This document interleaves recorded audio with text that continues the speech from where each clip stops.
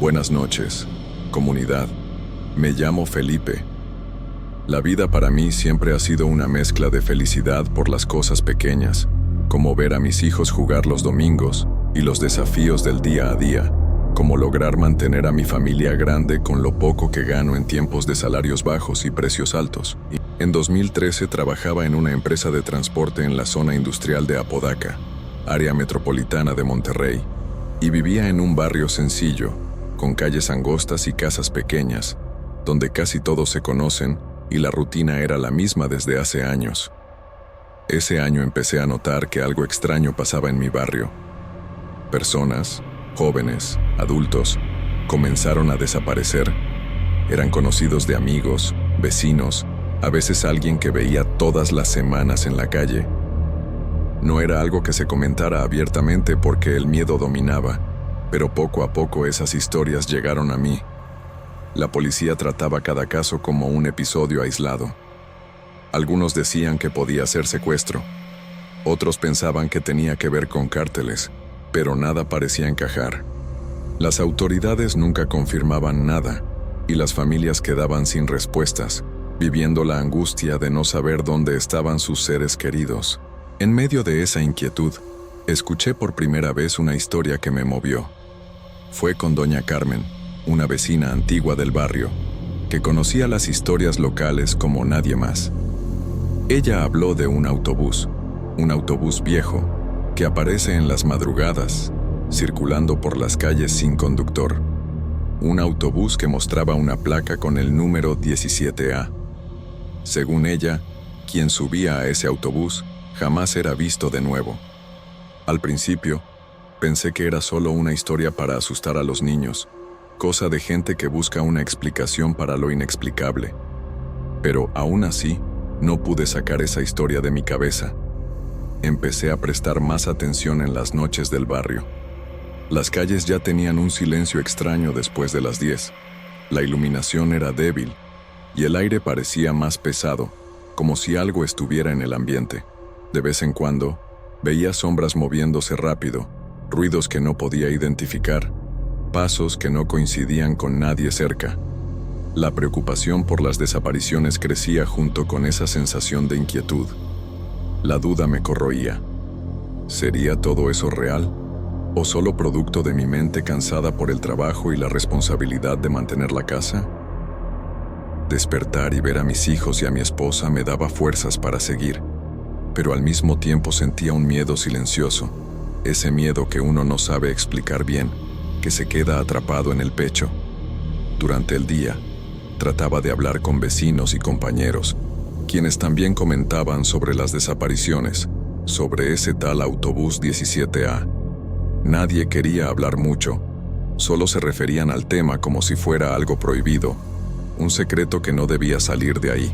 Sin embargo, en algunos momentos lograba escuchar detalles de la leyenda, fragmentos de conversaciones que pasaban por la calle, como si fuera una advertencia para que nadie se acercara demasiado al misterio.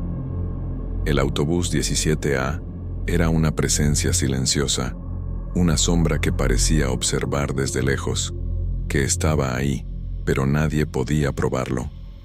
Y en ese tiempo, en 2013, no tenía idea de cuánto esa historia entraría en mi vida. Con el paso de los meses, las desapariciones en el barrio no disminuyeron. Al contrario, parecían intensificarse, esparciendo un ambiente de tensión que nadie podía ignorar. La policía seguía tratando cada caso como algo aislado, pero para mí y para los vecinos era como si un mal invisible rondara nuestras calles. La inseguridad invadía las noches, y la sensación de que algo malo podía suceder en cualquier momento crecía. Yo mismo empecé a prestar más atención a las noches después del trabajo. Salía cansado de la empresa, pero con los ojos atentos, caminando por las calles del barrio rumbo a casa. En algunas de esas noches, sentía un escalofrío que no venía del frío. Era un miedo extraño, silencioso, como si me observaran. La luz de las farolas parpadeaba de vez en cuando, creando sombras que parecían moverse, y el pesado silencio solo aumentaba la ansiedad. Fue durante una de esas noches cuando escuché relatos más concretos de vecinos que afirmaban haber visto ese autobús antiguo. Decían que aparecía de la nada, una figura grande, con la placa 17A brillando en rojo, circulando por las calles sin nadie al volante. Algunos contaban que el autobús no seguía las rutas normales, pasaba por callejones oscuros y lugares donde normalmente ningún transporte público iba. Y lo más aterrador, nadie veía al conductor, como si el vehículo se dirigiera solo. Al principio, fui escéptico, tratando de encontrar explicaciones racionales. Quizá era un autobús viejo, con el conductor escondido, o incluso una broma. Pero cuando los relatos comenzaron a multiplicarse y las personas que hablaban de ello parecían sinceras y visiblemente asustadas, ya no pude ignorarlo. La sensación de que había algo más allá de la razón empezó a consumirme. Además, las pesadillas comenzaron a perseguirme. En varias noches, soñaba que caminaba por el barrio y de repente, un autobús antiguo surgía frente a mí, con la placa 17A iluminada en la oscuridad. En el sueño, el autobús parecía llamarme, una fuerza invisible a la que no podía resistirme. Sentía una mezcla de miedo y curiosidad, una voluntad irracional de subir a ese autobús que sabía que era peligroso. Despertaba sudando frío, con el corazón acelerado, y la imagen de ese vehículo no se iba de mi cabeza durante el día. Mi esposa notó que estaba más nervioso, menos dispuesto, y comentó preocupada sobre mis noches sin dormir y mi comportamiento inquieto. Traté de disimular, diciendo que solo era cansancio del trabajo y el peso de la rutina, pero la verdad era que no sabía explicar ese miedo creciente, esa sensación de que algo malo estaba por suceder. En el barrio, las conversaciones sobre el autobús 17A continuaban en voz baja, siempre con tono bajo y miradas desconfiadas. Era como si todos supieran del peligro, pero tuvieran miedo de hablar abiertamente. Doña Carmen me recordaba la leyenda, insistiendo en que ese autobús no era algo común y que nadie debía acercarse a él, especialmente después de la medianoche. La duda que me consumía era si eso era real o producto de mi mente inquieta, pero la sensación de que el 17A estaba más cerca de lo que quería era innegable. Con el paso de los días, la frontera entre lo que veía y lo que imaginaba se volvió cada vez más tenue, y el miedo silencioso comenzó a apoderarse de mí, convirtiendo cada noche en una batalla contra mis propios pensamientos. Fue un jueves por la noche, después de un día particularmente pesado en el trabajo, cuando todo cambió. Había llovido por la tarde y las calles seguían mojadas, reflejando la poca luz de los postes como si fueran espejos agrietados. La empresa nos dejó salir más tarde por un retraso en una entrega, así que salí casi a las 11 de la noche. Me despedí de los compañeros con un gesto rápido y caminé hasta la parada más cercana. Ya conocía bien ese camino, pero esa noche había algo extraño en el aire, como si el silencio estuviera más denso, como si las sombras me siguieran. La parada estaba vacía. No era raro, considerando la hora. Me recargué en la estructura de metal oxidado y me quedé ahí, mirando la avenida casi desierta. No pasaban coches, ni motos, ni siquiera un perro callejero. Todo estaba demasiado callado. El único sonido era el goteo leve de alguna canaleta tapada a lo lejos. Fue entonces cuando lo escuché. El sonido de un motor viejo, pesado, acercándose despacio. Un rugido irregular, como si el vehículo estuviera a punto de apagarse. Miré hacia el fondo de la calle, y ahí venía. Un camión grande, oscuro, con faros amarillentos que parecían ojos cansados. Avanzaba lento, como si eligiera con cuidado hacia dónde ir. Cuando se acercó, sentí el estómago revuelto. Al frente, iluminada desde adentro, estaba la placa, 17A. En ese momento, todo dentro de mí gritaba que corriera, pero mis piernas no respondían. Me quedé ahí parado, mirando ese camión como si estuviera hipnotizado. Se detuvo justo frente a mí. El motor seguía rugiendo, pero no se escuchó el sonido de puertas abriéndose. Tampoco vi conductor. El asiento de adelante estaba vacío. Ninguna silueta, nada. Pero aún así, sentí, con una certeza que no sé explicar, que alguien, o algo, me observaba desde dentro. El pecho se me apretó. El sudor me corría por la espalda, a pesar del aire fresco de la noche. Mis pies se movieron solos. Di un paso hacia el autobús, sin querer, como si me jalaran. Entonces la puerta se abrió, lentamente, con un chirrido seco. Adentro, las luces eran débiles, parpadeaban. Los asientos parecían cubiertos de polvo viejo. Era un camión antiguo, pero no exactamente abandonado. Parecía suspendido en el tiempo. Dudé por un segundo, el cuerpo temblando. Pensé en mi esposa, en mis hijos dormidos, en mi abuela que me esperaba despierta para saber si había comido algo. Y por un momento, sentí que todo eso se alejaba, como si el camión me jalara hacia otro lugar donde nada de eso importaba. Subí un escalón, solo uno, y fue suficiente. Sentí un viento helado que venía desde dentro, pero no era cualquier brisa. Era un frío que me atravesó los huesos y trajo consigo un olor húmedo, antiguo, como de sótano cerrado durante décadas. Fue en ese instante que me di cuenta de que, si subía de verdad, tal vez ya no regresaría. Retrocedí. Con fuerza, bajé el escalón y di 2 pasos hacia atrás. La puerta se cerró de inmediato, como si el camión supiera que ya había tomado una decisión. El motor rugió más fuerte, y lentamente se fue alejando. No dio vuelta, no tomó ninguna salida. Simplemente desapareció en la oscuridad, como si se hubiera disuelto en la negrura de la madrugada. Me quedé parado ahí unos minutos, tratando de entender lo que acababa de pasar. Me toqué la cara, los brazos, para estar seguro de que seguía ahí, completo. Regresé a casa caminando, temblando como una hoja, evitando mirar hacia atrás. Esa noche no dormí, y en las noches siguientes, el autobús empezó a aparecer en mis sueños, siempre igual. Placa 17A, puertas abriéndose, asientos vacíos, una presencia invisible esperándome. Y lo peor, en cada nuevo sueño, yo subía un escalón más. Después de aquella noche, nada volvió a ser como antes. Intenté seguir con mi rutina, como si todo hubiera sido solo un susto. Seguí yendo al trabajo, ayudando en casa, haciendo lo posible por mantener la mente ocupada. Pero algo dentro de mí había cambiado. El mundo a mi alrededor parecía igual.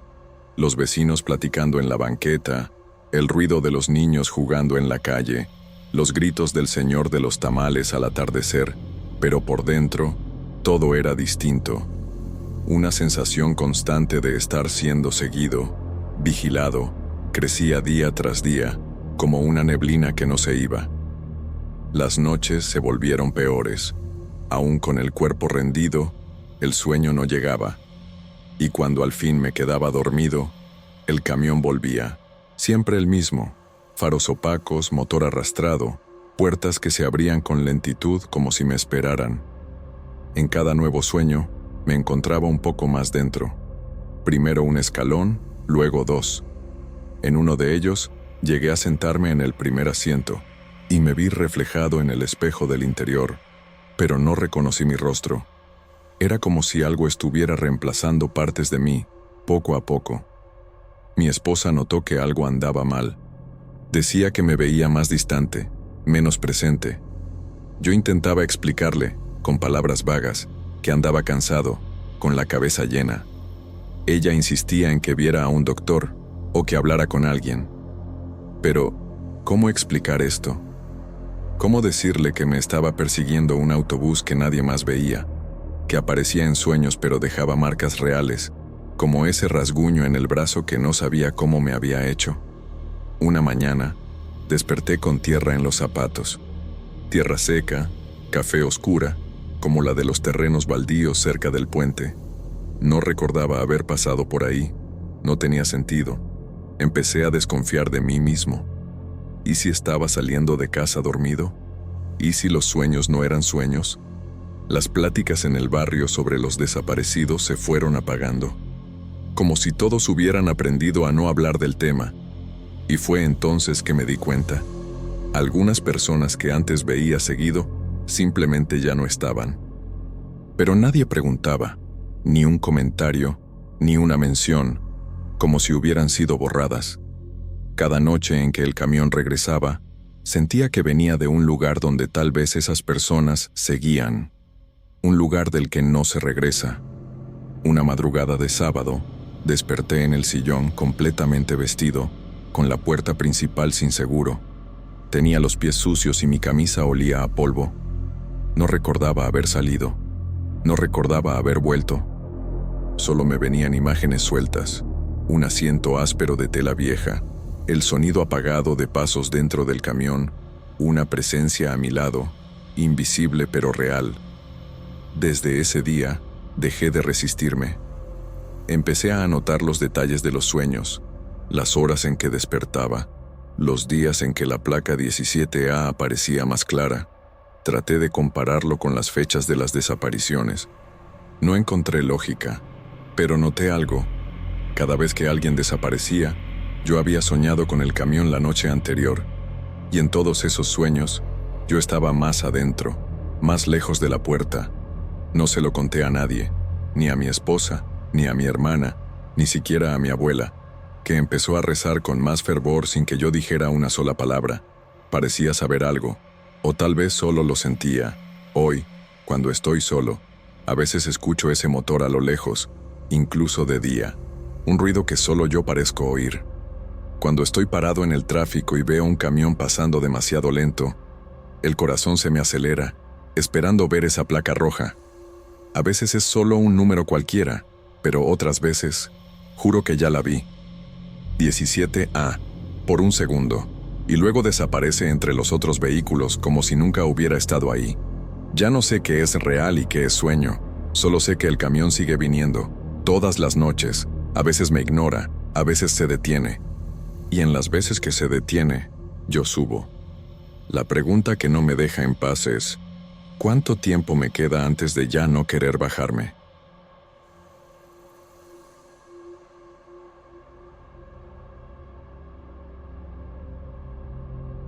Buenas noches, comunidad.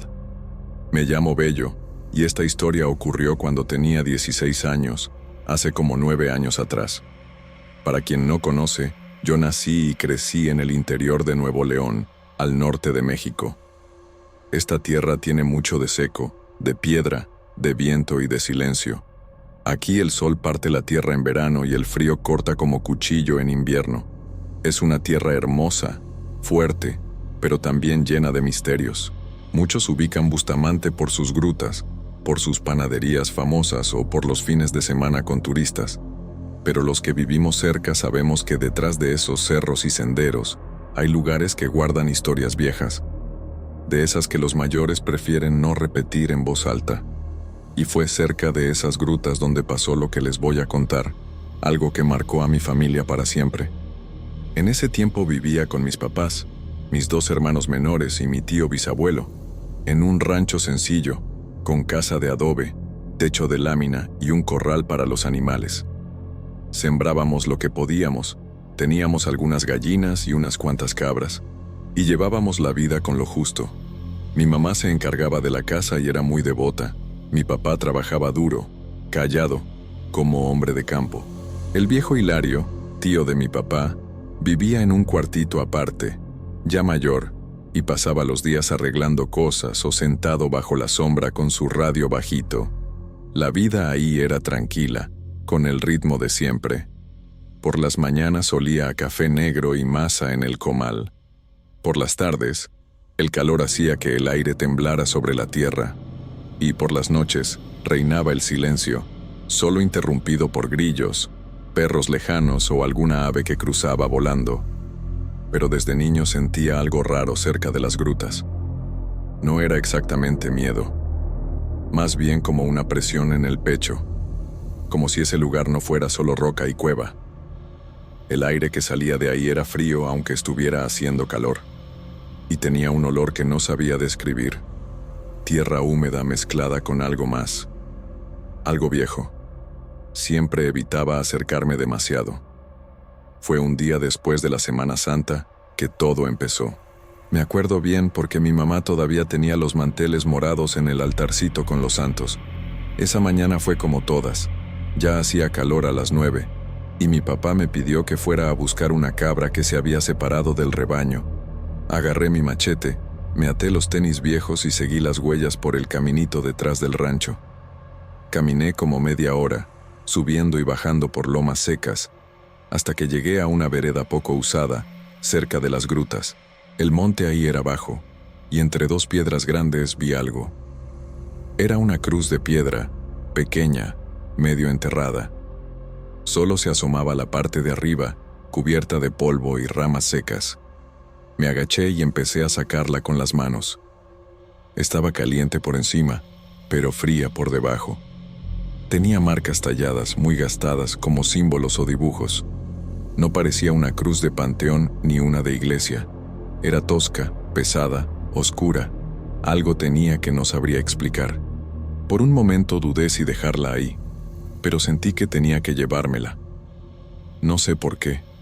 Tal vez por curiosidad o por un impulso que no entendí.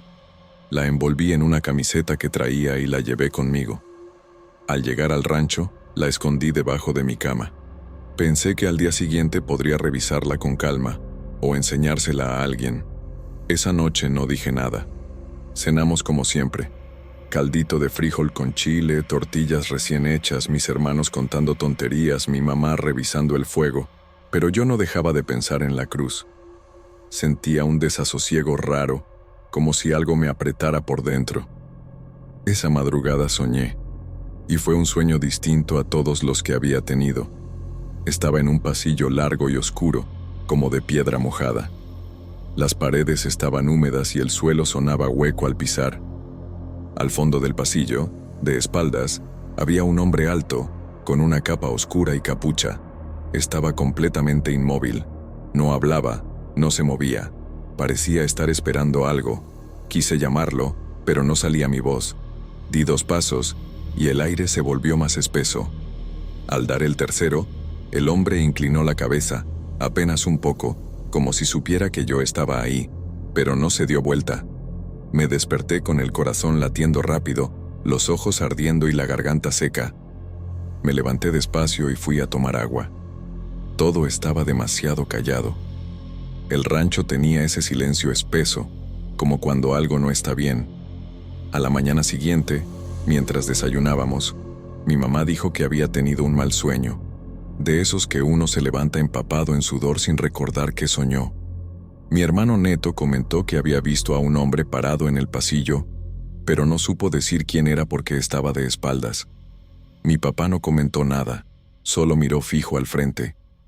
El tío Hilario revolvía el café sin levantar la vista. En ese momento supe que algo había comenzado, y que lo que fuera, no era bueno.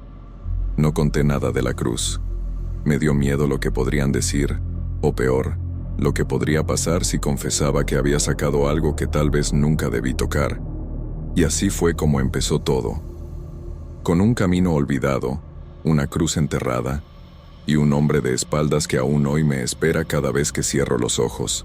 Después de aquella primera noche, empecé a cargar con una sensación que no podía explicar bien. No era solo miedo, era como si algo me acompañara en silencio. El aire a mi alrededor parecía más denso, como si tuviera peso, como si me estuvieran observando todo el tiempo, aunque estuviera solo. Seguí callado. La cruz seguía ahí, debajo de la cama, envuelta en el mismo trapo. Evitaba hasta mirar hacia ese lado cuando entraba a mi cuarto. Pensaba en sacarla, llevarla de vuelta, pero cada vez que me decidía, algo me hacía detenerme, como si una parte de mí creyera que ya era demasiado tarde. En los días siguientes comenzaron las señales en la casa. Cosas pequeñas al principio, pero que no pasaron desapercibidas. El perro, que siempre dormía en una esquina del pasillo, empezó a ponerse inquieto. Gruñía hacia la oscuridad, evitaba entrar a mi cuarto y, Aunque mi papá trataba de hacerlo entrar, el perro simplemente no quería. Mis hermanos también empezaron a comportarse distinto. Se quedaban callados, miraban al techo por las noches y, a veces, se despertaban asustados sin decir por qué. Mi mamá notó el cambio en el ambiente. Comentó que había algo extraño en el aire, como si la casa estuviera pesada. Dijo que teníamos que rezar más y comenzó a encender velas en las esquinas de la sala por la noche. El olor a cera derretida se mezclaba con el de la leña quemándose, creando una atmósfera densa. Aunque las ventanas estuvieran abiertas, el rancho parecía no respirar bien. Yo fingía que todo estaba normal, pero por dentro, el miedo crecía. Dormir se volvió una tortura. Cada noche, los sueños volvían, siempre con el mismo hombre, parado, siempre de espaldas, pero ahora en lugares diferentes. A veces dentro de mi casa, en el pasillo o frente a la puerta de mi cuarto. En uno de esos sueños, estaba en el gallinero, con la cabeza apenas girada, como si escuchara los pasos de mis hermanos ahí dentro. Cuando me dije eso en voz baja, sentí escalofríos. Era la primera vez que decían, aunque fuera solo para mí, que ese hombre, esa cosa, tal vez estaba entrando a nuestro espacio. Ya no era solo una pesadilla repetida, era como si estuviera tratando de cruzar alguna barrera. Mi mamá contó una mañana que tuvo un sueño terrible. Sentía a alguien detrás de ella, pero no podía voltear la cara. Dijo que despertó con los hombros trabados y los ojos llenos de lágrimas. Mi hermano más chico, Neto, lloró 3 noches seguidas. Decía que el hombre estaba debajo de su hamaca, que escuchaba pasos secos, lentos, sobre el piso de tierra apisonada. Y entonces llegó lo que me hizo estar seguro de que todo eso estaba conectado con la cruz. Mi hermano del medio, Cristian, dijo a mi mamá que había soñado con un hombre alto, con capucha, que estaba de espaldas y no se movía. Contó que estaba en la puerta de nuestro cuarto, parado, mirando hacia adentro, aunque no se le veía el rostro. Cuando escuché eso, sentí un frío recorriéndome la espalda. Era la descripción exacta de mi sueño. Y lo peor es que Cristian no sabía nada de lo que yo había visto. Me quedé callado, como siempre. Pero empecé a notar que mi papá también estaba más callado de lo normal. Él nunca fue muy hablador, pero ahora parecía más tenso. Dormía con la luz prendida. Una noche, desperté y vi la puerta de su cuarto entreabierta. Estaba sentado en la cama, con la mirada perdida. No sé si veía algo, pero sé que lo sentía. Mi tío Hilario, por otro lado, me miraba diferente. Un día me preguntó, sin levantar la vista del vaso, si había tocado algo que debía haber dejado quieto. Le dije que no, pero él solo negó con la cabeza despacio, y comentó que había sueños que no vienen de uno, vienen de otro lugar. Esas palabras se quedaron en mi mente, y con ellas llegó el peso de la culpa. Yo sabía que la cruz tenía que ver con todo eso, pero aún así, no podía deshacerme de ella. Era como si su presencia me controlara de alguna forma, me paralizara. Tenía miedo de tocarla otra vez, de moverla, de siquiera abrir el trapo donde estaba envuelta. En una de las madrugadas más calurosas de ese mes, desperté de repente. No había ningún ruido, pero algo me trajo a la conciencia. Me quedé acostado, sin abrir los ojos por unos segundos, hasta darme cuenta de que el aire estaba completamente quieto. Ni el sonido de los grillos venía de afuera. Fue entonces que lo sentí. Alguien estaba parado en el cuarto. No lo vi, no escuché, pero lo sentí. Un peso, una presencia, algo imposible de explicar. No me atrevía a abrir los ojos. Solo me acurruqué más bajo la cobija, aunque hacía un calor insoportable. Al día siguiente, me miré en el espejo y vi los ojos hundidos, la piel pálida. No estaba durmiendo bien, y eso ya me estaba cambiando. Tenía miedo de salir al monte, miedo de entrar a la casa, y lo peor, miedo de mirar a mis hermanos, porque algo me decía que ellos también ya estaban siendo tocados por eso. Nadie hablaba del hombre, pero todos sabían que estaba ahí, esperando, inmóvil, siempre de espaldas. Y cada noche que pasaba, parecía estar un poco más cerca. Las noches empezaron a volverse insoportables. El hombre con capucha, siempre de espaldas, ya no estaba solo en mis sueños. Parecía aparecer en el silencio del rancho, en esa penumbra que uno intenta ignorar. Sentía el peso de su presencia incluso cuando estaba despierto, una mirada invisible que no me dejaba respirar bien. Toda la familia comenzó a cambiar. Mis hermanos estaban cada vez más callados, casi como si estuvieran atrapados dentro de sí mismos. Neto dejó de jugar, andaba cabizbajo, y muchas veces lo encontraban llorando solo en una esquina de la sala. Cristian, que antes era travieso, estaba extraño, no hablaba, evitaba a todos, y solo se encerraba en su cuarto. Mi mamá, siempre tan fuerte, estaba cansada, con ojeras que parecían heridas, y rezaba todo el día, suplicando protección. Mi papá, que nunca se quejaba, ahora pasaba más tiempo fuera. A veces desaparecía hasta tarde en la noche. Cuando le preguntaban, decía que iba a cuidar al ganado o a revisar las cercas, pero nadie le creía mucho. Yo sentía que él también estaba luchando con algo que no podía explicar. La cruz seguía ahí, debajo de mi cama, pero ni siquiera quería verla. Tenía miedo de lo que pudiera pasar si la movía. Una noche, desperté con el ruido de algo cayendo en el suelo de mi cuarto. Miré, y la cruz estaba en el piso, lejos de la cama, como si se hubiera caído sola. El escalofrío que me recorrió fue más grande que todo lo que había sentido antes. No tenía explicación lógica, y eso solo me hizo dar cuenta de que no era una piedra cualquiera. Lo más extraño era que, con el paso de los días, todos comenzamos a soñar con el mismo hombre.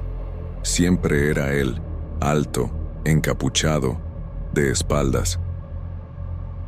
Cada sueño traía algo nuevo. A veces estaba parado en el límite del rancho. Otras, caminaba lentamente por la casa. En otras desaparecía cuando intentábamos acercarnos. Estos sueños empezaron a consumir nuestro sueño. Cuando lográbamos dormir, despertábamos sudando frío, con el corazón acelerado, y la sensación de que algo malo iba a pasar. Sentía que él quería algo de nosotros, pero no sabía qué. La tensión aumentó cuando mi tío abuelo Hilario, que hasta entonces parecía indiferente, empezó a quejarse de dolores en el pecho y una inquietud que no lo dejaba en paz. Decía, sin mencionar nombres, que la cruz llevaba una maldición antigua y que había un hombre que la cuidaba, un guardián que no le gustaba que lo molestaran. Mi mamá, desesperada, intentó llevar la cruz a la iglesia del pueblo, pero la cruz nunca llegó. Dicen que desapareció en el camino, como si tuviera voluntad propia. Después de eso, el ambiente en el rancho empeoró. Era como si la cruz no quisiera salir de ahí, como si algo nos atara a todos a ella. Ya no sabía qué era sueño y qué era realidad. Algunas noches despertaba y veía sombras moviéndose en las paredes, pasos por el pasillo vacío, puertas que se abrían y cerraban solas. Me dolía la cabeza tanto que sentía que iba a explotar, y la sensación de ahogo no me abandonaba. Por más que intentamos protegernos con oraciones, amuletos y bendiciones, la sensación de estar vigilados nunca se iba. Era un miedo silencioso, que corroía por dentro y no hacía falta decir para entenderlo. En ese tiempo, solo quería que todo terminara, que la cruz desapareciera, que el hombre con capucha se fuera para siempre, que mi familia volviera a ser como antes. Pero ya sabían en el fondo que algo había cambiado para siempre, y que quizás, sin entender cómo, estábamos ligados a algo que escapaba a nuestra comprensión, algo oscuro, viejo y silencioso, que vivía en las sombras de la tierra de Nuevo León, y que, en esa cruz de piedra, había encontrado la forma de quedarse entre nosotros. Con el tiempo, la situación en el rancho se volvió insoportable. Mi mamá estaba cada vez más afectada. Casi no podía levantarse de la silla, y mi papá parecía un hombre quebrantado, cargando un peso que ni él mismo podía explicar. Mis hermanos estaban irreconocibles, distantes y apagados, como si esa presencia oscura les hubiera absorbido la alegría. Hasta el tío Hilario, que siempre fue fuerte en su silencio, empezó a cerrarse aún más, evitando cualquier conversación sobre lo que sentíamos. Yo, por mi parte, sentía una mezcla de culpa, miedo y un cansancio que iba más allá del cuerpo, era del alma. Cada vez que cerraba los ojos, ahí estaba él, el hombre encapuchado, inmóvil, de espaldas, siempre al acecho. Trataba de convencerme de que todo era producto de mi miedo, de mi imaginación cansada, pero no podía. La sensación de que algo malo estaba más allá de nuestro entendimiento me consumía. Una noche, ya sin poder dormir, me levanté para ver la cruz que aún estaba guardada. El trapo que la envolvía estaba roto y sucio, como si hubiera pasado mucho tiempo difícil, aunque estuviera en un lugar seco. Cuando toqué la piedra fría, sentí un escalofrío intenso. Parecía que algo latía dentro de ella, algo vivo, antiguo e inquieto. Decidí que no podía esperar más. Quise contarle todo a mi papá, aunque él escuchó en silencio, sin mostrar reacción. Me hizo entender, sin palabras, que hay cosas en la vida que uno no puede controlar, y que lo mejor era intentar seguir adelante, aunque el peso fuera demasiado. No recuerdo haber tenido el valor de decirle que no quería seguir así, que estaba aterrorizado, que quería que todo terminara. Después de eso, la cruz desapareció misteriosamente de mi cuarto. Nadie supo decir dónde había ido a parar. Busqué por todo el rancho. Pregunté a todos, pero fue como si se hubiera esfumado en el aire. La familia intentó retomar la vida, pero el silencio pesado y el miedo siguieron ahí. Hoy, aún después de tantos años, cuando regreso a esa región cerca de las grutas, siento un escalofrío que me recorre desde la nuca hasta la punta de los dedos. A veces, en una sombra que pasa rápido, creo ver una silueta encapuchada, inmóvil, observando. Otros días, el viento trae un olor extraño, una mezcla de tierra mojada y algo más antiguo, como un recuerdo olvidado. Nunca más hablamos de esa cruz. Mi papá se fue hace algunos años, y mis hermanos tomaron sus caminos, pero nadie olvida. Me pregunto hasta hoy si eso era algún tipo de protección, una advertencia, o tal vez una maldición que eligió a nuestra familia para quedarse. Lo que sé es que, en ese rancho sencillo de Nuevo León, algo antiguo e invisible tocó nuestras vidas. Algo que nunca vimos directamente, pero que sentimos, en la piel y en el alma, hasta hoy.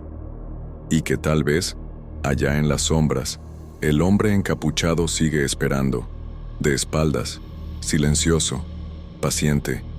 Y yo, cuando cierro los ojos, todavía lo encuentro. Siempre él, siempre de espaldas.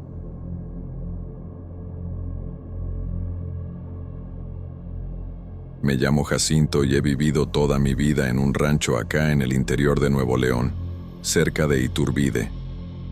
No sé si alguien aquí va a creer lo que voy a contar, pero aún así decidí escribirlo. Hay cosas que uno guarda por años, se las traga en seco, finge que ya se le olvidaron, pero de vez en cuando regresan, a veces en un sueño, otras veces en un reflejo. El rancho donde vivo fue de mi papá, y antes de él, de mi abuelo. Tierra seca, pero buena para criar unas cuantas cabezas de ganado y sembrar maíz en temporada. Vivimos de lo que se puede. Yo, mi esposa Lucía, nuestro hijo Emiliano, que tiene 5 años y ya corre por el monte como chivito suelto, y mi madre, doña Irene, a quien todos en la región respetan. Es de esas mujeres de antes, que rezan el rosario diario, limpian al nieto con ruda y dicen cosas que uno escucha aunque no quiera. La casa es sencilla, con techo de teja roja y paredes gruesas como las de antes. Tiene una estufa de leña que usamos cuando se acaba el gas, y muebles hechos por mi padre con madera de la sierra. Al fondo del terreno está el granero viejo, donde guardo herramientas, llantas ponchadas, monturas y todas esas cosas que uno dice que algún día va a usar. Fue ahí donde empezó todo. Ese día estaba limpiando el granero porque unas ratas se metieron y mordieron unos costales de maíz. Mientras revisaba los estantes del fondo, noté que unas tablas del piso estaban flojas. Llamé a mi perro, el nabo, que se puso a olfatear ese rincón como si hubiera algo raro. Quité las tablas y encontré una caja de madera oscura, con marcas de polilla y una tranca oxidada. Se notaba que llevaba mucho tiempo escondida ahí. No tenía nombre ni nada escrito. Estaba llena de polvo. Y cuando la abrí vi que solo tenía una cosa: un espejo. Era un espejo ovalado, con un marco tallado a mano, muy detallado, aunque roto de una orilla. El vidrio estaba sucio, pero entero. Pesaba más de lo normal. No era una pieza cualquiera. Me quedé viéndolo un rato, preguntándome por qué alguien escondería un espejo en una caja enterrada bajo el piso de un granero. Me lo llevé a la casa pensando en arreglarlo y colgarlo en el cuarto de visitas, solo para no dejarlo ahí tirado. A Lucía le pareció bonito. Dijo que parecía de familia rica de Monterrey. Pero mi madre, en cuanto lo vio, puso cara seria. Me preguntó de dónde había sacado eso, y cuando le conté, me dijo que no era bueno andar sacando cosas que estaban enterradas, y menos sin saber de quién eran. Le respondí que solo era un espejo viejo, pero insistió en que sentía algo raro en el aire, como si el viento hubiera cambiado. Esa noche, mientras me afeitaba en el baño, noté algo raro. Por un segundo, juro que vi una sombra detrás de mí, solo un bulto, de lado, pero estaba ahí. Cuando volteé no había nadie. Me reí solo, diciendo que era puro cansancio. La verdad, había sido un día largo, y todavía me dolía el hombro de andar con la azada. Me enjuagué la cara, terminé lo que estaba haciendo y me fui a dormir. Los días siguientes empezaron a pasar otras cosas. Una tarde, mientras me lavaba las manos en el lavadero de afuera, vi en el reflejo del agua una cara que no era la mía. Era la de un hombre moreno, con una cicatriz en la barbilla, como si le hubieran dado un golpe fuerte, los ojos hundidos, tan real que me eché para atrás. Miré alrededor, pero no había nadie. Me quedé un rato quieto, tratando de entender. Volví a mirar el agua, y solo vi mi reflejo, nada más. No le dije nada a Lucía. Ella ya andaba preocupada por la tos de Emiliano, y no quería llenarle la cabeza con tonterías, pero esa noche tuve un sueño. En el sueño estaba solo en el granero, y el espejo estaba de pie, viéndome. Pero no era yo quien salía en el reflejo. Era el mismo hombre del lavadero. No decía nada, solo me miraba. Y yo sentía que él me conocía. Me desperté con el corazón acelerado y las sábanas empapadas de sudor. Al día siguiente se lo conté a mi madre, que me dijo que esos sueños eran advertencias, que a veces el alma de un muerto no descansa y se queda pegada a las cosas. Me sugirió hablar con el padre o con la comadre Socorro, que sabía hacer limpias fuertes. Le dije que estaba exagerando, que seguro era el estrés, pero ella me vio con esa cara de madre que sabe que el hijo no le está diciendo todo. Empecé a evitar los espejos. Hasta en la tele apagada sentía que veía cosas, y no era imaginación. Parecía que el hombre del espejo siempre estaba esperando a que me distrajera para volver a aparecer. Y entonces me di cuenta de algo que me dejó todavía más inquieto. Emiliano, que siempre dormía como piedra, empezó a despertarse llorando. Decía que el señor del vidrio lo veía dormir. Cuando Lucía me contó eso, un escalofrío me recorrió la espalda, porque él nunca había visto ese espejo de cerca. Y aún así, describió al hombre con la cicatriz en la barbilla. A partir de ahí entendí que no era coincidencia, no era solo un espejo viejo, era algo más. Y así fue como empezó todo. No tardó mucho en salirse de control. La imagen del hombre no solo apareció en el espejo, empezó a salir en cualquier cosa que reflejara. Primero fue en la pantalla del televisor apagado, luego en el vidrio del invernadero donde Lucía guarda sus plantas, incluso en la cuchara de aluminio mientras tomaba café. Y no era un bulto o una idea mía, era su rostro, claro, fijo, mirándome como si esperara una reacción. Pero yo no podía hacer nada.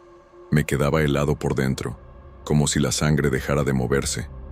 Intenté convencerme de que era cansancio, que estaba durmiendo poco, que el trabajo me traía agotado, pero cada vez que me acercaba a cualquier superficie que reflejara, el miedo volvía.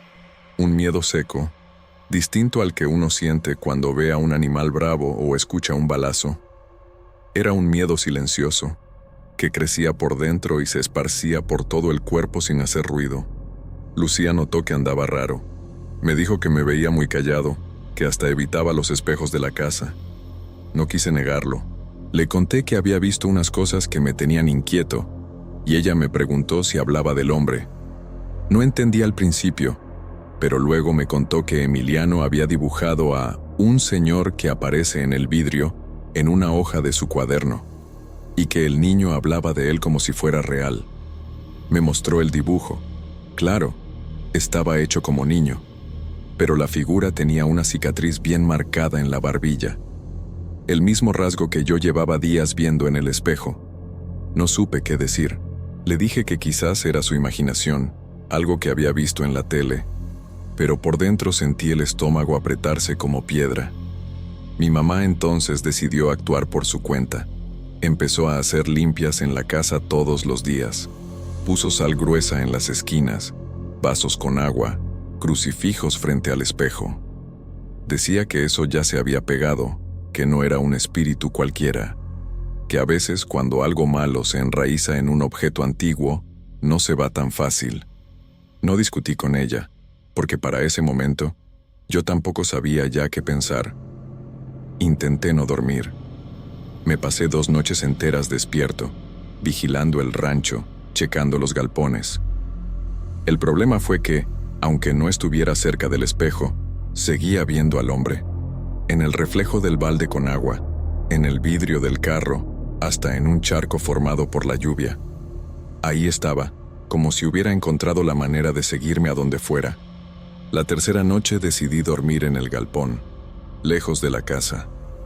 Me llevé una cobija, colgué la hamaca y me acosté. Pensé que, estando lejos de ese maldito espejo, mi cabeza se iba a calmar. Pero me quedé dormido y soñé. En el sueño, estaba de nuevo en el baño, pero el espejo no mostraba mi cara, era la de él. Y esta vez se movía, susurraba algo, y por más que intentaba entender, las palabras salían ahogadas, como debajo del agua. Cuando desperté, tenía la garganta seca y la cara empapada de sudor frío.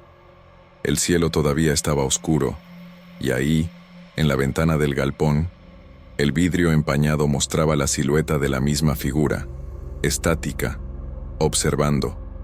Al día siguiente pensé seriamente en romper el espejo, pero algo dentro de mí me decía que no iba a servir de nada, que eso ya se había salido de ahí, que el espejo solo era la puerta, y que lo que fuera que estaba del otro lado ya había cruzado.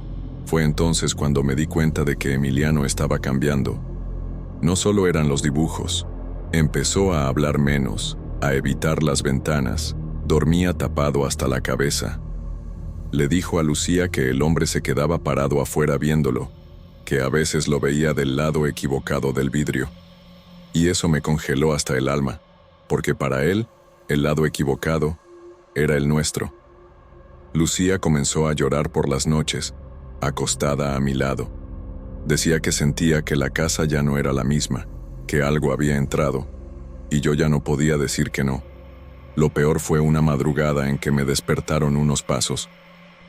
Pensé que era un animal en el corral, así que salí a revisar.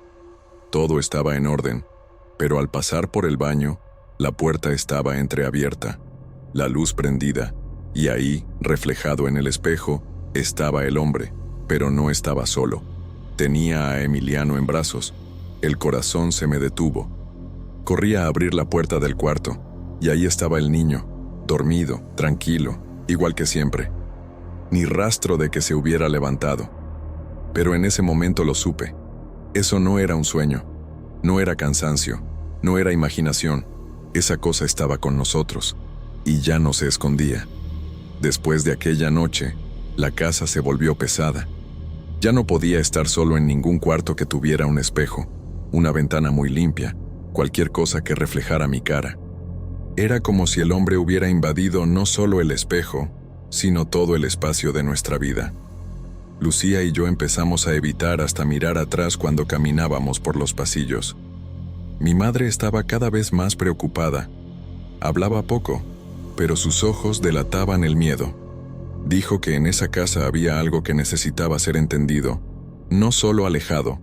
Le pedí que me contara lo que sabía, si era algo de la familia, alguna historia que yo no conocía. Dudó un poco, pero terminó diciendo que el espejo podía estar ligado a una tragedia antigua, una historia de sangre y traición que nadie quería recordar. Lucía, que siempre había sido discreta sobre la historia de su familia, aceptó mostrar algunas cosas que guardaba con cuidado. Fuimos a la casa de sus padres, que ya habían fallecido, y allí, entre papeles viejos y fotos amarillentas, encontramos una carta y una fotografía que cambiaron todo. En la foto había dos hombres, uno con la misma cicatriz en la barbilla que yo veía en el espejo, y el otro, su abuelo, don Arístides, un hombre serio, siempre respetado en la comunidad. La carta, escrita hace casi 80 años, hablaba de una pelea fuerte entre los hermanos por la posesión de las tierras familiares. Salvador, el hombre del espejo, era el hermano mayor que desapareció misteriosamente. Lucía me contó que la versión oficial decía que él había huido por deudas, pero la carta insinuaba algo mucho peor, que la madre de ellos, la bisabuela, había ordenado la muerte de su propio hijo para asegurar que Arístides heredara todo. Un secreto oscuro que quedó enterrado junto con el espejo en el granero. Sentí un nudo en la garganta. Había pasado años escuchando a mi suegra hablar de familia y honor, pero nunca esa historia había salido a la luz. Ahora entendía por qué mi madre se había preocupado tanto cuando vio el espejo. No era solo un objeto antiguo, era una prisión para un alma que quizá quería justicia o venganza. Decidimos que necesitaba saber más. Fui al cementerio del pueblo, hablé con el encargado y encontré la tumba de Salvador. La lápida estaba gastada por el tiempo, casi ilegible, pero era real. La fecha de muerte no encajaba con ninguna explicación sencilla, y en el cementerio sentí algo raro, como si me observaran. Era un silencio pesado, casi sofocante. Durante los días siguientes, despertaba con la sensación constante de estar vigilado. Mi mente no paraba de trabajar, tratando de armar las piezas de ese rompecabezas que solo crecía.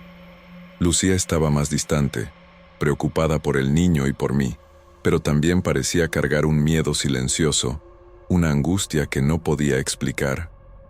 Sentía que el hombre del espejo no solo quería aparecer, quería ser recordado, que la verdad se revelara, aunque trajera dolor. Empecé a preguntarme si esa presencia era solo una advertencia o si había algo más oscuro detrás. Mi madre me pidió que tuviera paciencia, que algunas cosas solo se resuelven cuando el tiempo está listo, pero yo ya no podía ignorar. Era como si el espejo fuera un enlace entre el pasado enterrado y el presente amenazado. No sé qué va a pasar, pero sé que esta historia no terminará mientras no enfrentemos ese secreto. Con el paso de los días, el peso en la casa solo aumentaba. Cada reflejo parecía un portal al pasado, y sentía que el hombre del espejo ya no necesitaba ese vidrio para hacerse presente. Era como si su sombra se hubiera esparcido por el aire, el suelo, las paredes. Estaba cansado, más de lo que mi cuerpo podía aguantar. Y lo peor era el cansancio de la mente, del alma. Lucía insistía en que buscáramos ayuda, que habláramos con alguien de la iglesia, un curandero, cualquier cosa. Quería creer que esto podía tener un final, que podríamos enterrar esta historia y tratar de olvidarla. Pero dentro de mí, una parte decía que ya era demasiado tarde.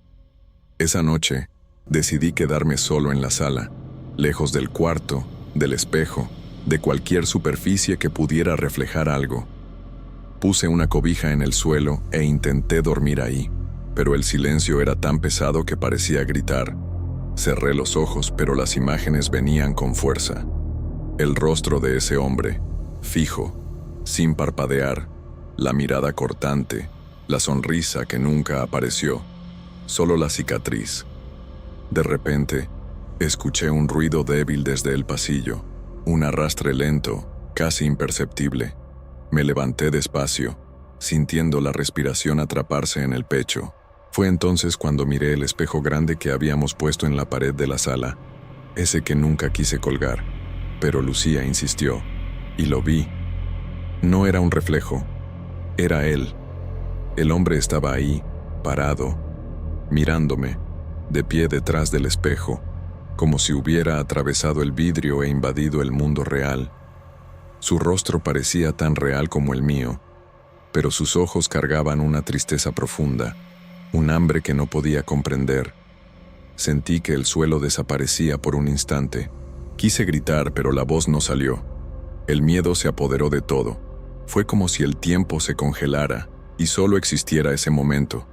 Entonces, el hombre hizo un gesto, un asentimiento lento con la cabeza, casi una disculpa, o tal vez una despedida. Después, su rostro comenzó a desvanecerse como humo llevado por el viento. La sala quedó vacía, y el espejo solo mostraba mi reflejo cansado y los muebles a mi alrededor. Me quedé allí, inmóvil, hasta que el sol empezó a aclarar la ventana. Lucía despertó con el ruido y me encontró sentado en el suelo, con los ojos llenos de lágrimas, sin poder hablar. Los días siguientes, el espejo perdió esa presencia inquietante, pero no sabía si eso era el fin o solo una pausa. A veces, cuando paso frente a una ventana, escucho un susurro casi inaudible y siento un escalofrío subir por la nuca. Sé que algunas historias no terminan como uno quiere, y que lo que quedó oculto en el pasado quizás solo esté esperando el momento adecuado para regresar. No sé qué nos depara el futuro. Solo sé que el rancho, la casa y el espejo nunca volvieron a ser lo mismo. Y tal vez en algún lugar, ese hombre todavía esté mirando.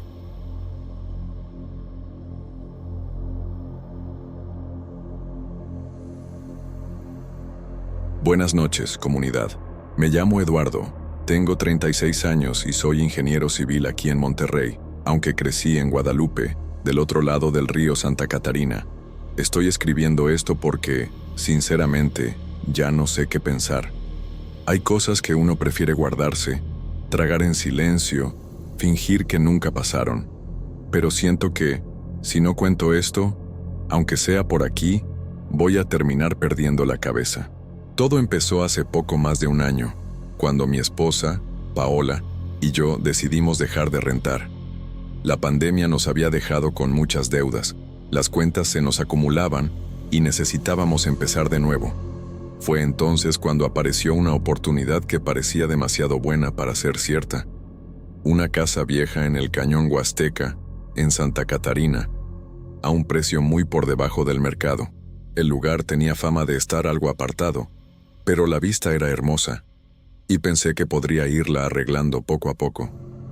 Era una casa de un solo piso, algo maltratada, con olor a humedad en los cuartos y ventanas que no abrían bien, pero con un patio de piedra y una zona al fondo donde se podía hacer una huertita o poner una alberquita inflable para los niños. Las montañas al amanecer se veían increíbles. El problema era por dentro. Paola nunca estuvo convencida. Desde el principio decía que la casa tenía una energía rara. La primera noche me dijo que soñó con una mujer parada al pie de la cama. No le hice caso. Pensé que era el estrés de la mudanza o, no sé, el olor fuerte del cloro que usamos para limpiar la cocina. Pero con el paso de los días, esa incomodidad fue creciendo. Los gemelos, Leo y Matías, tienen 4 años y son una locura de energía. Al segundo día ya andaban explorando el patio, pateando piedras, jugando con tierra. Para ellos, todo era una gran aventura. Paola los vigilaba desde la ventana de la cocina mientras preparaba las comidas de la semana. Ella es nutrióloga y atiende desde casa por celular y computadora. Yo, los fines de semana, empecé a hacer la remodelación poco a poco, con ayuda de Manuel, un albañil que conozco desde hace años. Fue Leo quien lo encontró. Corrió hacia mí con las rodillas todas sucias y me dijo que había una puerta en el piso. Fui a ver y, en medio del patio, medio cubierta de hojas secas y piedritas, había una tapa de concreto, rectangular, algo gastada, con marcas extrañas en los bordes. Al principio pensé que era una fosa vieja o una cisterna abandonada, pero tenía una forma rara, y lo que más me llamó la atención fueron unos símbolos tallados, como espirales y cruces chuecas. Nunca había visto nada igual. Manuel la vio desde lejos y dijo, medio en broma pero medio en serio, que eso estaba sellado por algo. Rió nervioso, como quien no quiere parecer supersticioso, pero ni se acercó. Me dijo que era mejor no moverle. Paola también se puso incómoda cuando se enteró. Me pidió que lo tapáramos de nuevo y que nos olvidáramos del tema. Dijo que la casa ya se sentía lo bastante pesada como para estar escarbando cosas raras en el patio. Pero, para serte honesto, yo siempre he sido más escéptico. No creo en brujas ni en maldiciones, y esa semana la curiosidad me carcomía. Cada vez que pasaba por el patio, me daban ganas de volver a mirar, de entender qué había ahí abajo. Pensé que tal vez era alguna construcción antigua, o incluso algo relacionado con los narcos de los 2000. Mientras tanto, dentro de la casa las cosas no mejoraban. Las luces parpadeaban a veces. El baño principal tenía un olor constante a tierra mojada, aunque ya había cambiado las trampas de agua. Los niños empezaron a despertarse en la madrugada llorando, diciendo que soñaban con un monstruo negro que salía del piso. Paola no podía dormir bien. Tenía unas ojeras marcadas y volvió a rezar antes de dormir, cosa que no hacía desde hace años. Yo pensaba que era exageración, pero también empecé a sentir un frío raro, sobre todo en las noches. No era del clima, era como un escalofrío que se quedaba pegado a la piel y no se iba, ni apagando el ventilador. Una noche me quedé en el patio hasta tarde, tomando una cerveza y escuchando música en el celular. El cielo estaba despejado, con las montañas recortadas en la oscuridad. Y ahí, viendo la tapa en el suelo, decidí que iba a abrirla, solo para quitarme la inquietud. Tenía herramientas, tenía tiempo. Pensé que, si lo hacía de una vez, podría seguir tranquilo. Al día siguiente compré una linterna potente y un par de guantes gruesos. Paola no estaba. Había salido con los niños a visitar a su mamá en San Nicolás. Me quedé solo y empecé a trabajar. Usé una barreta. Le pegué en las orillas con el mazo. Sentí cómo la tapa se iba soltando, como si hubiera estado ahí atrapada por décadas de polvo y raíces. Cuando por fin logré moverla de lado, un aire frío subió del hueco. Un olor pesado a humedad, mezclado con algo dulce y agrio, como fruta podrida. Tomé la linterna, me arrodillé al borde y alumbré hacia adentro. Vi escalones, una escalera de metal oxidado que bajaba hacia una especie de sótano subterráneo. Las paredes eran de piedra rústica y también tenían símbolos tallados, los mismos de la tapa. Sentí un escalofrío en la nuca. Por un momento, me dio la impresión de que ese hoyo respiraba, como si el aire ahí adentro estuviera vivo, palpitando. Apagué la linterna. Me quedé en silencio, escuchando. Nada, solo los grillos y los ladridos lejanos de algún perro. Pero el frío ahí afuera era real. Volví a entrar y dejé la tapa abierta. Me dije a mí mismo que al día siguiente bajaría a explorar con más calma. Pero esa noche fue la primera vez que lo escuché, un sonido bajo, apagado, que venía del suelo, como si alguien respirara con dificultad, desde abajo, justo debajo de nuestra casa. A la mañana siguiente, desperté más temprano de lo normal. No fue el despertador, ni los niños. Fue ese silencio raro de la casa, como si todo se hubiera detenido, ni los pajaritos se escuchaban bien. Paola todavía no había regresado de San Nicolás, así que aproveché para limpiar los escombros alrededor de la trampilla y bajar con calma. La tapa de concreto seguía igual, corrida hacia un lado, y el hueco ahí, esperándome. La escalera de metal crujía al tocarla, pero parecía segura. Me guardé la linterna en el bolsillo de la camisa y empecé a bajar despacio, contando los escalones. Con cada paso, el aire se volvía más denso, más húmedo. El olor empeoraba, una mezcla de tierra, óxido y algo viejo que no podía identificar. El espacio ahí abajo no era muy grande, quizás 4 por 4 metros. Las paredes eran de piedra irregular, como si alguien hubiera cavado con prisa o sin mucha técnica. Pero lo que me llamó la atención fue el piso. No era plano, tenía marcas, rasguños, como si garras lo hubieran arañado con fuerza, en todas direcciones. En el centro había una especie de círculo hecho con piedritas, formando una espiral. Algunas estaban manchadas con algo oscuro. Me agaché para ver de cerca, pero por instinto no toqué nada. No había telarañas ni insectos y eso ya era raro. Solo ese silencio pesado y esa sensación clara de que no debía estar ahí. De pronto, la linterna falló. Hizo un chasquido y se apagó por un par de segundos. Fue suficiente para que un escalofrío me recorriera entero y pensara que tal vez me estaba metiendo donde no debía. Pero volvió a encender. Subí lo más rápido que pude. Esa noche, Paola regresó con los niños y no dije nada. Solo comenté que había limpiado el patio y que estaba cansado. Me miró raro, como si supiera que le estaba ocultando algo. Pero no insistió. Estaba ocupada con la ropa y las mochilas de los gemelos, que venían llenos de energía. Fue después de las 9 de la noche, con los niños ya dormidos, cuando lo escuchamos. Yo estaba en el sillón, Paola lavaba los trastes en la cocina, cuando se oyó ese sonido. Primero bajito, como si viniera por las tuberías, pero no era eso. Era distinto, más lento, más profundo. Parecía una respiración, y no venía del baño ni de la calle, venía del piso. Paola me miró sin decir palabra. Soltó el trapo y se sentó a mi lado. Yo subí el volumen de la tele, como si así se fuera a ir, pero se sentía. El suelo vibraba apenas, como si algo se moviera allá abajo, despacito. A la mañana siguiente, Leo no quiso salir del cuarto. Se quedó bajo la cobija diciendo que no quería jugar. Matías me dijo que su hermano había soñado con el hoyo y que una cosa con manos largas había intentado salir. Paola abrió los ojos como platos y me preguntó, ahí mismo frente a ellos, si había abierto la trampilla. Tuve que mentir. Le dije que no, que solo la había visto por encima. Pero esa noche, Leo tuvo fiebre. No era mucha, pero temblaba y decía que no quería bajar, que él está ahí. Paola y yo pasamos la madrugada cuidándolo. Ninguno durmió. Yo trataba de pensar en una explicación lógica, pero dentro de mí algo ya se quebraba.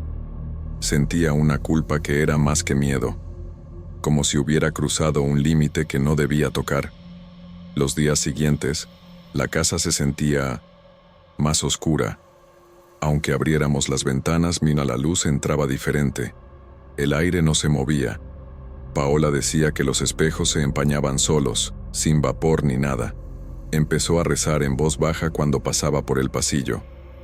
Y yo, aunque trataba de seguir con la rutina, empecé a evitar estar solo en casa. Una noche salí al patio, ya con todos dormidos. Me senté al borde de la trampilla y me quedé ahí, escuchando. No estaba borracho, ni cansado, estaba bien despierto. Y lo juro por todo, lo oí. Un sonido bajito, como de uñas rasgando la piedra desde abajo. Luego una pausa, y después, una respiración, lenta, profunda, como la de un animal grande, una respiración que subía con ese aire frío. Esa misma noche traté de cerrar la tapa lo mejor que pude, empujándola con todo el cuerpo, pero ya no encajaba bien, como si el hueco se hubiera ensanchado. Le puse encima un saco de cemento. Al día siguiente, Paola me preguntó por qué lo había puesto ahí. Inventé que era por la humedad. No me dijo nada, pero esa noche rezó en voz alta, y yo también, cosa que no hacía desde que era niño. Los niños seguían durmiendo mal. Matías dijo que alguien lo llamó por su nombre en el cuarto. Paola empezó a buscar información sobre la casa en internet, pero no encontró nada, ningún registro, ninguna historia, solo el plano viejo, sin ninguna indicación de esa trampilla. Lo peor fue cuando Manuel vino a seguir con el trabajo de la cocina. Lo llevé al patio para preguntarle si podía ayudarme a sellar el hueco. Se quedó mirando, en silencio, y solo movió la cabeza. Me dijo que no iba a tocar eso, que no era cuestión de cemento lo que había ahí. Desde entonces, no volvió más. Y la casa se volvió todavía más callada, como si esperara, como si lo que estaba allá abajo se estuviera despertando, poco a poco. Y yo empecé a preguntarme si al abrir ese hoyo, no había dejado entrar algo en nuestras vidas, algo que siempre estuvo ahí, esperando que alguien quitara la tapa. Esa semana, nada volvió a sentirse normal. Leo empezó a andar con ojeras, y la sonrisa que siempre tenía desapareció. Matías se volvió más pegado a Paola, y casi no se escuchaban risas en la casa. La tele estaba prendida todo el tiempo, como si el ruido de fondo pudiera ahuyentar ese silencio espeso que llenaba los cuartos. Pero no funcionaba. El aire seguía pesado. El frío se extendía, sobre todo en la sala, justo donde el piso estaba encima de la trampilla. Fue un martes por la noche cuando pasó lo peor hasta ese momento. Yo estaba en el cuarto tratando de dormir a Leo. No quería cerrar los ojos. Decía que el bicho podía salir del hoyo y llevárselo. Me quedé con él un rato, contándole un cuento cualquiera, hasta que se quedó dormido. Al salir, vi a Paola parada en el pasillo, pálida como papel. Me dijo, sin alzar la voz, que había escuchado pasos, pesados, arrastrados, viniendo de la sala, pero no desde arriba. Desde abajo. Fuimos hasta allá, caminando lento. Todo parecía igual. Pero cuando apagó la luz, los dos escuchamos. Era sutil, como si unas uñas rasparan el concreto, marcando un ritmo, como si dieran vueltas debajo de la casa. Por instinto, me arrodillé y pegué el oído al piso. No era solo el sonido, era una respiración, profunda, lenta, caliente. Casi podía sentir el aire subiendo entre el concreto y la madera. En ese momento, entré en pánico de verdad. Me levanté de un salto y salí corriendo al patio, con Paola detrás. La tapa del aljibe, con el saco de cemento encima, estaba ligeramente fuera de lugar, como si la hubieran empujado desde adentro. No lo pensé dos veces. Agarré clavos, madera, lo que tuviera a mano. Clavé tablones encima de la tapa, crucé varillas de fierro, cubrí todo con tierra. Trabajé como loco, con las manos temblando, mientras Paola me miraba sin decir nada. Cuando terminé, ella solo dijo en voz baja que teníamos que irnos de esa casa. A la mañana siguiente, decidimos llevar a los niños a casa de la mamá de Paola, al menos unos días. Estaban agotados. Leo casi no hablaba. En el coche, solo apretaba un dibujo entre las manos. Claramente era el hoyo, con algo negro, sin rostro, saliendo de ahí. Tenía uñas largas y brazos delgadísimos. No pude mirarlo por mucho tiempo. Estuvimos 3 días fuera. 3 días en los que intenté convencerme de que todo era exageración, que la casa simplemente tenía mala energía. Pero en el fondo, sabía que era algo más, que eso venía de abajo. Al 4.º día, tuve que regresar solo a la casa. Necesitaba recoger unos documentos y cerrar el gas. Llegué por la tarde. La casa estaba callada, pero el olor había cambiado. Era más fuerte, más húmedo. Abrí las ventanas, entré rápido, agarré lo necesario, pero al pasar por el pasillo, algo me detuvo. Había una grieta nueva en el piso, justo en el centro de la sala. No era muy profunda, pero sí larga, como si el suelo se hubiera hundido un poco. Me agaché, la revisé, y en ese momento vi, en una esquinita de la grieta, entre el cemento, algo atrapado. Un filamento, como un pedazo de uña, negro, curvado. Salí de ahí casi tropezando. Cuando se lo conté a Paola, no preguntó nada. Solo dijo que buscaría otra casa, la que fuera, aunque fuera más chica, aunque tuviéramos que volver a rentar. Esa noche, Matías se despertó gritando. Dijo que el bicho intentó jalarle el pie. Estaba empapado en sudor, llorando, fuera de sí. Y Leo, por primera vez, habló sin que nadie le preguntara. Dijo que el bicho tenía una boca enorme, pero que no hablaba, solo respiraba fuerte, como si tuviera hambre. Fue la gota que derramó el vaso. Al día siguiente empezamos a empacar todo, en silencio. Era como si todos hubiéramos aceptado algo que no sabíamos explicar, pero que sentíamos en el cuerpo, algo que se movía ahí abajo, algo que quería salir, algo que, de alguna forma, ya sabía de nosotros. Mientras desmontaba los estantes del cuarto de los niños, encontré otro dibujo detrás de la cama, una trampilla abierta, y 2 manos saliendo de ahí, agarrando un muñeco. Era el muñeco favorito de Leo. Por primera vez, lloré, sin hacer ruido, escondido, con la frente apoyada en la pared. No era solo miedo, era impotencia. Era como si hubiera puesto a toda mi familia en peligro por culpa de mi curiosidad estúpida. La última noche antes de mudarnos, dormimos todos juntos en el mismo cuarto. No hubo sonidos, ni respiraciones, ni rasguños. Solo un silencio absoluto que era incluso más inquietante, como si, después de todo, eso se hubiera retirado, esperando, observando. Y yo sabía, muy dentro de mí, que esa cosa ya no estaba atrapada ahí abajo. No más. Nos mudamos un sábado nublado. Ninguno de nosotros habló mucho durante la mudanza. Los niños estaban más tranquilos, pero seguían con esa desconfianza en la mirada, como si intuyeran que irse de esa casa no significaba que todo había terminado. Paola se dedicó a empacar todo con una precisión casi obsesiva, como si controlar las cajas y los objetos fuera su manera de controlar el miedo. Y yo solo hacía lo que había que hacer. Ya no quedaba espacio para dudar, ni para justificarse, solo para irnos. La casa nueva era más pequeña, en una zona más transitada. Una construcción vieja también, pero viva, con ventanas grandes, olor a comida flotando en el aire, el sonido de vecinos con carritos, bicicletas, perros. Todo parecía más real, más humano. Las primeras noches fueron tranquilas. Leo y Matías volvieron a jugar, a reír, a comer con más ganas.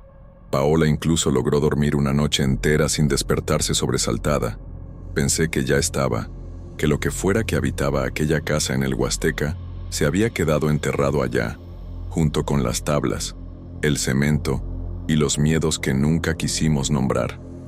Pero entonces empezaron los pequeños detalles. En la primera semana, Paola encontró una grieta en la pared de la cocina, delgada, casi invisible, pero ahí estaba. En el segundo piso, el espejo del baño se empañó solo, sin que nadie se hubiera bañado. Un zumbido raro salió del altavoz del celular mientras yo lavaba el coche. Y en la madrugada del día 9, Leo se sentó en la cama y señaló al rincón del cuarto, diciendo en voz baja que ahí estaba otra vez.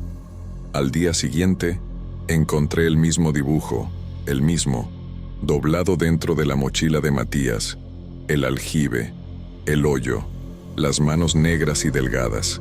Pero ahora tenía un detalle más. Una línea fina unía las garras con el cuarto de los niños, como una raíz. No quise mostrárselo a Paola. Quemé el dibujo en el patio, en silencio, con las manos temblando. Desde entonces, intento seguir como si todo hubiera terminado. Me levanto, llevo a los niños a la escuela, vuelvo al trabajo, hago las compras, trapeo el piso. Pero cada crujido en la madera, cada apagón repentino, cada sombra fugaz en la esquina del ojo, todo me devuelve al hoyo, a lo que sentí ahí abajo. No sé si eso no siguió, o si se metió dentro de mí, o si simplemente fue sembrado, como una semilla que va creciendo poco a poco, alimentándose del miedo, del recuerdo. Paola se aferra a su fe, reza más, Colgó un crucifijo en la entrada. Los niños dibujan todo el tiempo. Dibujos normales, en su mayoría. Pero a veces, entre una casita y un sol, aparece una mancha oscura en la esquina. Un círculo mal trazado. Un hoyo en el suelo.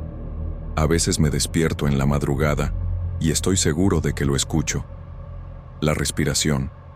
Lenta, profunda, muy cerca. Tal vez eso nunca estuvo encerrado. Tal vez solo necesitaba que alguien lo mirara. Y yo miré.